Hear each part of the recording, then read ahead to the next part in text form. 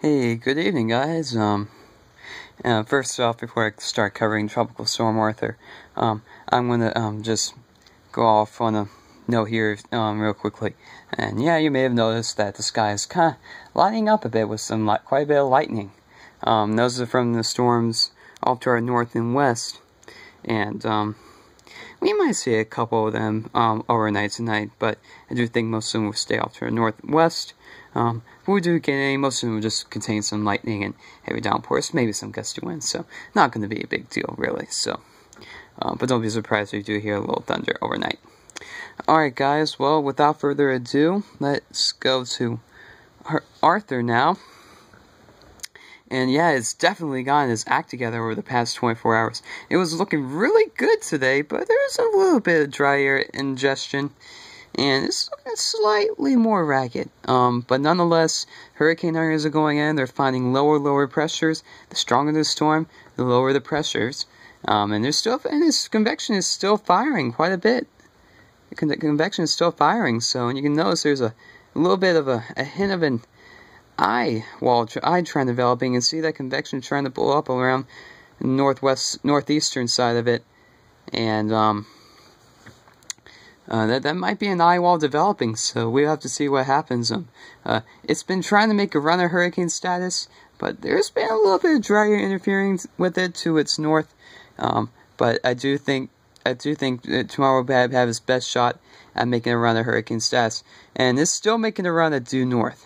Still going due north, basically. So has not made that forecasted northeast turn yet, and might be a little later. It is already a little later than expected. So that's not good news in regards to the coastline. That means all the Carolinas coastline might take a little bit of a harder hit than once anticipated, and we might see a little rain from it. We'll have to see what happens. So let's go over the crud. Let's go over the cone. Well, actually, no. Let's go over the stats here, and you can see. Whoa, that's bright. There we go. You can see. Winds are 70 miles per hour, and pressure 98, and we have seen that drop steadily throughout the day today. And you can see it's moving movements north at 8 miles per hour. So note that northward movement right here. That northward movement hasn't had an eastern component yet. So so it has not made that northeasterly turn yet. So we're watching it closely, waiting to see if it does. But chances are, it is probably going to be sooner than it is. Probably going to happen later than expected. So, all right, let's take a look at the cone for you. You can see sometime tomorrow we are expecting it to turn to the northeast and eventually northeast, making landfall or skirting. Well, I'll say skirting, like having some pretty significant impacts to the Carolinas coast, maybe affects parts of Virginia coastline, then moves off to the northeast, maybe a quick little brush from Cape Cod, and up into the Canadian Maritimes and Newfoundland and Nova Scotia, those areas. But let's go over some of the red. You see some of the red and blue shades. The blue shade means a tropical storm warning is in effect. And that means tropical storm conditions are likely within the next 24 hours. And in the pinks, you see there are hurricane watches, and it means hurricane watches are possible within the next 36 hours. They're doing it just in case that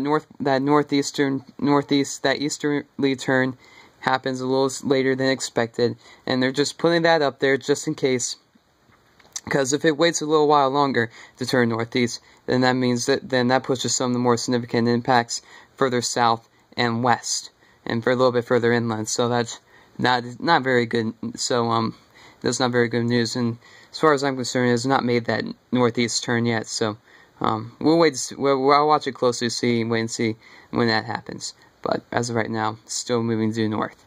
And then you can see red. These are hurricane warnings. So a good bet significant impacts along much of the Carolinas coastline. It's from Wilmington all the way up to the North Carolina, Virginia coastline, Outer Banks. They have called for mandatory evacuations for Hatteras Island.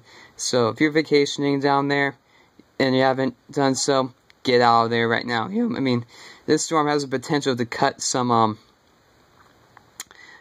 inlets, and you might be left stranded. So please don't put yourself in that position. Obey the authority. Get out. And you can see some of the blue right here extending into Virginia, actually. So tropical storm warnings are also in effect for portions of Virginia Beach, Norfolk, those areas as well. So as the storm passes just south of you guys, there could be some tropical storm. You guys could experience tropical storm force winds for some time Thursday night into Friday. But we do think by midday Friday will all clear out. And it might come close enough, actually.